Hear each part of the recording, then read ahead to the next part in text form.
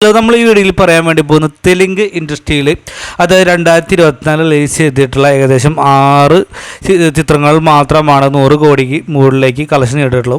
അതിൽ 7ാം ചിത്രമായി നമ്മുടെ സ്വന്തം ദുൽഖർ സൽമാൻ്റെ കുഞ്ഞിക്കയുടെ ലക്കി ഭാസ്കറും കടന്നിരിക്കുകയാണ്. നമ്മൾ മുന്നേ തന്നെ പറഞ്ഞിരുന്നു ദുൽഖറിൻ്റെ കേരളത്തിൽ തന്നെ ആദ്യം 100 കോടി ക്ലബ്ബ് എന്ന് പറയുന്ന ഒരു സ്വപ്നം ലക്കി ഭാസ്കർ എന്ന് പറഞ്ഞ ചിത്രത്തോടെ നേടിയെന്നും എന്തായാലും വെറും 7 ചിത്രങ്ങളാണ് 2024 100 കോടി മുകളിലേക്ക് കളക്ഷൻ നേടാൻ സാധിച്ചിട്ടുണ്ടെങ്കിൽ വിജയിച്ചുള്ളൂ എന്ന് പറയാൻ സാധിക്കുള്ളൂ.